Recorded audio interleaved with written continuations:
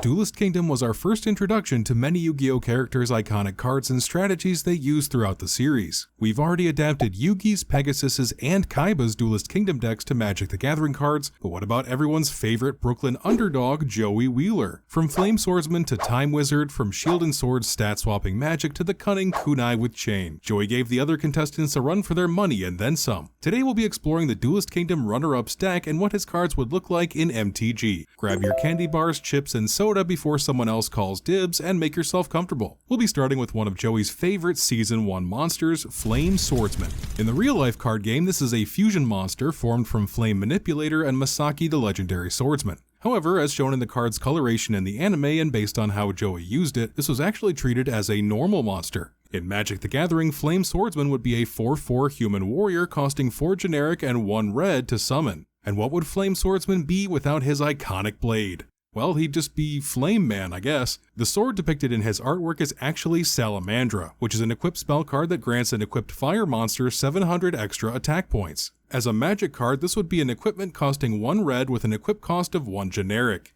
Equipped red creature gets +2/+0. Speaking of red mana, who could forget Red Eye's Black Dragon? Joey didn't actually start the season with this card, he won it from a duel against Dino Duelist Rex Raptor, who had a dragon as his ace for some reason, but it quickly became synonymous with Joey's plucky underdog arsenal. I adapted this card in an earlier Yu-Gi-Oh! To MTG video, full playlist on my channel, and I made it red and black for flavor reasons, for the same reason I made Blue Eyes Azorius. But based on feedback I got in the comments, maybe this card could use a little tweak. I'd make Red Eye's Black Dragon a 6/5 dragon with flying. It would have a mana cost of 5 generic and 2 hybrid black and red mana instead. Do you prefer my original translation or this update? Let me know in the comments. And hey, while you're down there, if you're enjoying this video so far, a like and a subscribe would be greatly appreciated, as they really go a long way to help the channel. For fans of this series, I'm eager to start adapting decks from Battle City soon, so drop your favorite Battle City duelist in the comments below. The duelist with the most mentions and likes will be the first one I cover next month. And if you want to see more Duelist Kingdom deck videos, drop a like so I know there's enough interest. If this video hits 1,000 likes, that's right, 1,000 total likes on this video, I'll even do a bonus mega video of 50 other assorted Duelist Kingdom cards. Now back to Joey Wheeler. As you can probably tell by now, Joey's deck relied heavily on normal monsters, most of them warrior type. Another example of his bread and butter creature would be Masaki the legendary swordsman. This level 4 warrior has 1100 attack and defense and is a veteran of over 100 battles according to his lore. In Magic, I'd make it a 2/2 human samurai for 2 generic and 1 white with Bushido 1. This is an old school samurai adjacent ability that gives a creature +1/+1 when blocking or being blocked, granting him a little more utility in Magic than he ever had as a duel monster. Garuzzi's is actually a monster I adapted in a previous video, so I won't dwell on it too much here. And while we're on the subject, I adapted Battle Steer in the Yugi video as well, so here's that one. Oh, and here's Rude Kaiser. Moving on. As much as we love Joey's unwavering courage and determination against all odds, his deck is really mostly big beefy warriors smashing the enemy. I mean, could a monster's name be any more on the nose than Battle Warrior? Side note, I think the triple exclamation points in his flavor text are a funny touch. This would be a simple 2/2 red human warrior for 1 and 1 red. If Joey Wheeler had his way, his deck would have consisted of nothing but normal monster cards. It was Yugi's advice to him at the start of the season that motivated him to diversify his deck. Joey's real strength shows when he tactically augments the abilities of his monsters with monster effects, spells, and traps. His most famous Duelist Kingdom trap card is Kunai with Chain. Interestingly, the weapon in the artwork isn't actually a kunai, and that's probably why its Japanese name is Chain-Attached Boomerang. This trap card allows you to activate 1 or 2 of these effects, changing an opponent's attacking monster to defense position and or equipping to one of your monsters to give it a 500 attack point boost. The magic iteration of this trap would be an artifact with flash. When Kunai with Chain enters, choose 1 or 2 of the following. Remove target attacking creature an opponent controls from combat, attach this equipment to target creature you control. Equipped creature gets +1/+0. Kunai with Chain is another one of those memorable Season 1 Joey cards, and while we're on the subject, we might as well touch on Baby Dragon. This level 3 normal dragon has 1200 attack and 700 defense, as well as a flavor text that speaks of its latent potential. I'd make it a 3/2 dragon for 2 and 1 red with flying. Not bad, but nothing special, right?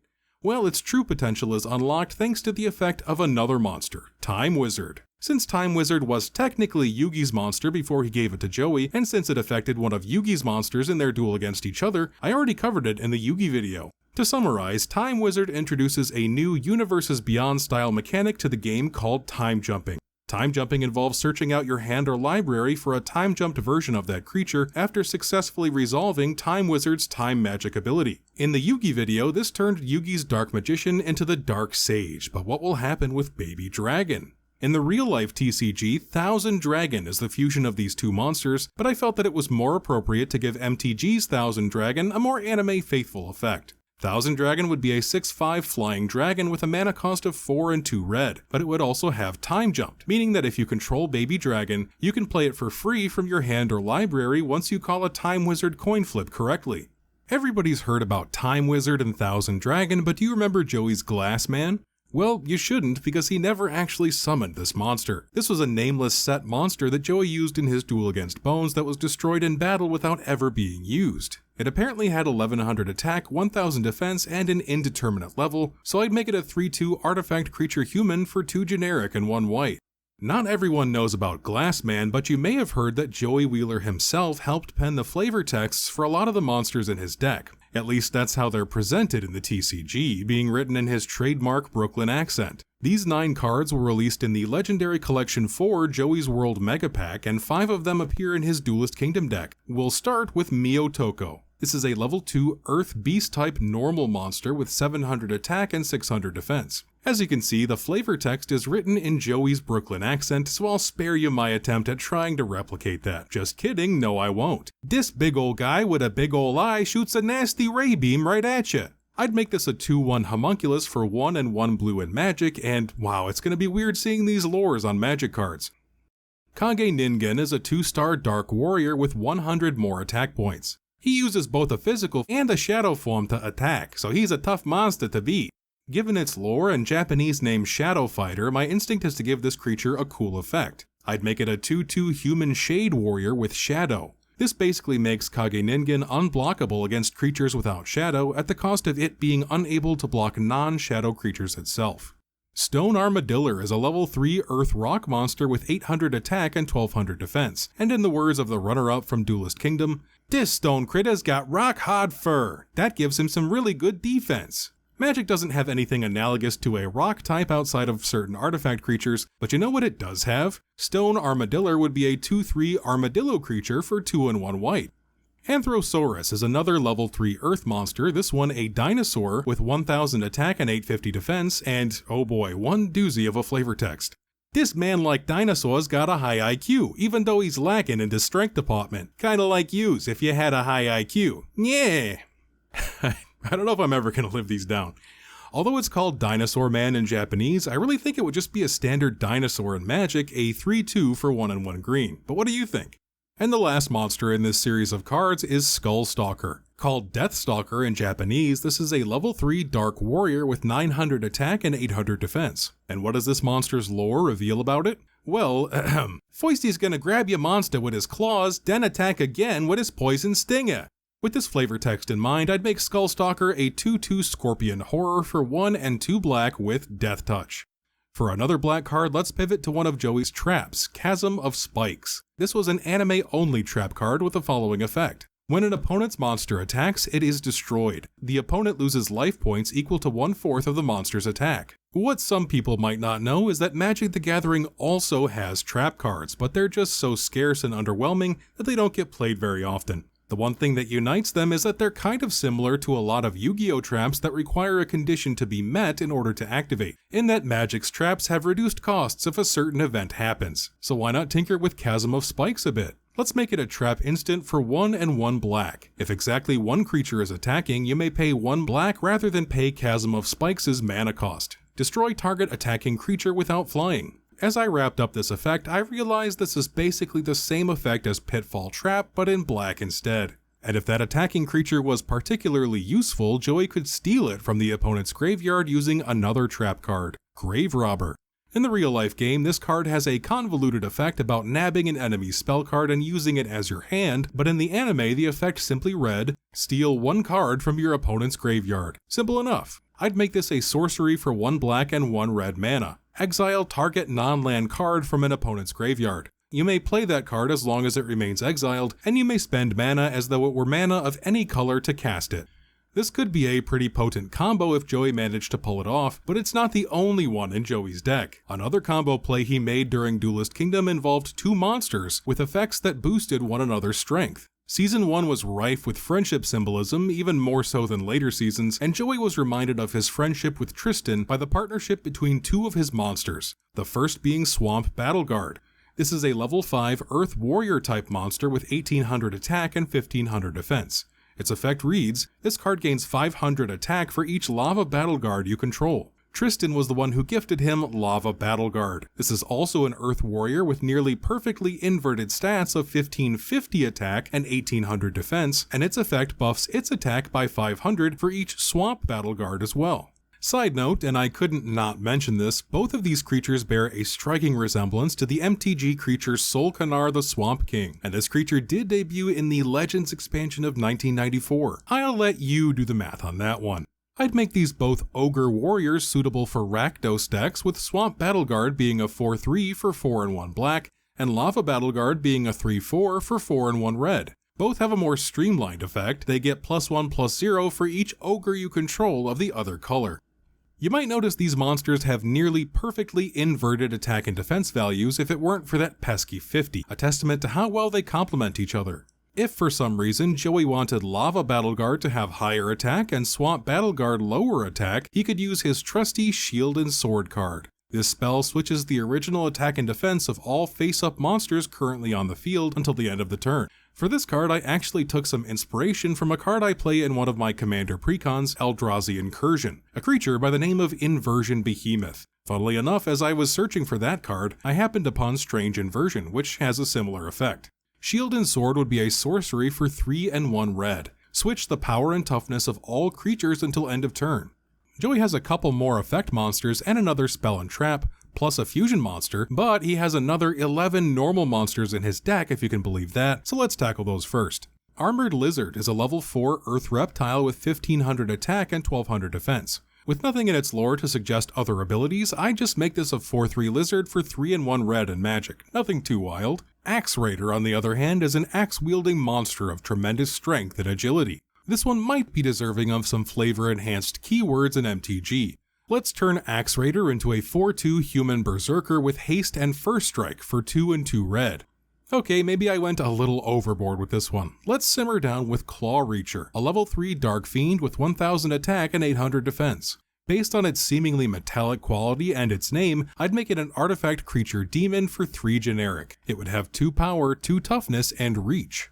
Next, we've got Destroyer Golem, a monster with its MTG typing baked right into the name. This would be a 4/3 artifact creature golem for 4 generic. And hey, speaking of golems, there's also Rock Ogre Grotto number 1. I'm always fascinated and curious to learn where the translators got their ideas for some of these names, since the Japanese name is Cavern Djinn Ogre Rock. Since it's neither a djinn nor an ogre, this would just be another 2/3 artifact creature golem for 3 generic. There's a bit more of a story to the next monster in Joey's deck, Kagemusha of the Blue Flame. This is actually the first card we see played in the very first episode of the anime in a casual game between Joey and Yugi. This monster's name actually results from a mistranslation from Japanese. The word Kagemusha means body double, as this monster's lore indicates, and the word Shien actually means purple flame. The monster's true name should be Shien's body double, making it a part of the 6 Samurai archetype, but the TCG played fast and loose with a lot of name translations back in the day.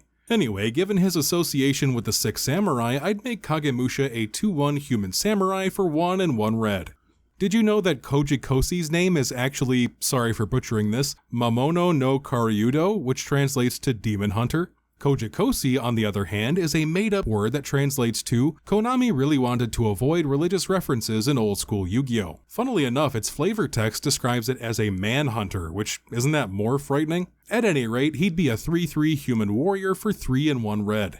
Leogun always reminded me of Digimon for some reason, which I should probably adapt to MTG one of these days as well. This level 5 beast with 1750 attack and 1550 defense would be a 4/4 cat for 3 and 1 white and magic.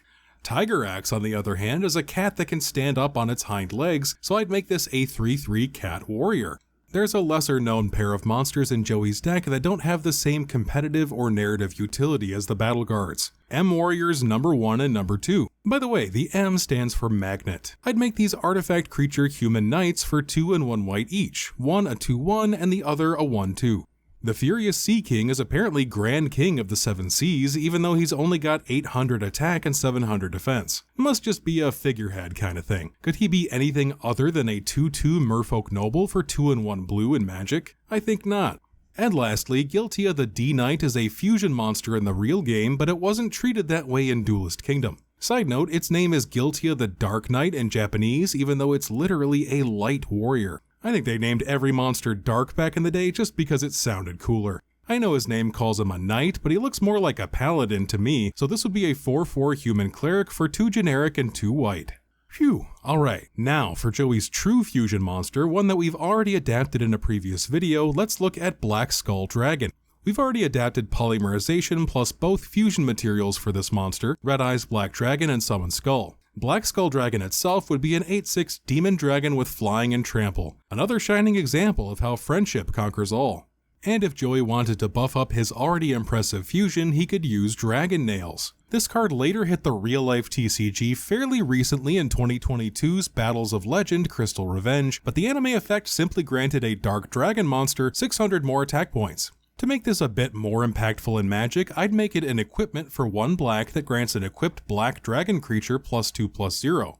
Some cards might feel a little clunky when ported over into Magic, but I think Copycat would fit right in super easy, barely an inconvenience. This is a light spellcaster with 0 attack and defense and the effect to copy the attack and defense of an opponent's monster when it's summoned. Magic can go one step further though. I almost never get to make MTG creatures with 0 toughness, but this is one scenario where it actually fits. Copycat would be a 0/0 shapeshifter for 2 and 1 blue. You may have Copycat enter the battlefield as a copy of target creature an opponent controls.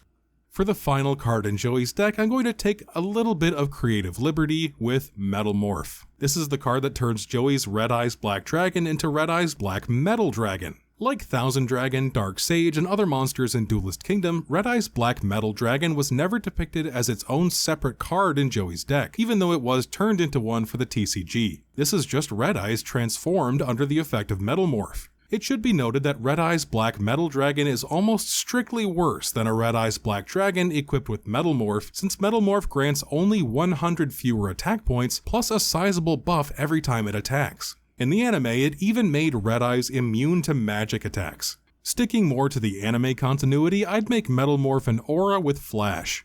Enchanted creature gets +1/+1 and has hexproof. When enchanted creature attacks, it gets +X/+0 until end of turn, where X is half the power of target creature an opponent controls rounded down. There you have Joey Wheeler's deck translated into Magic the Gathering. Remember to vote below on the Battle City deck you want to see turned into MTG cards first, and if you want a bonus mega video of 50 more Duelist Kingdom cards beyond that, be sure to leave a like. Once this video hits 1,000 likes, I'll get started on that bonus video as well. If you've made it this far, I appreciate you being here, and I hope to see you in the next video. Thanks for watching.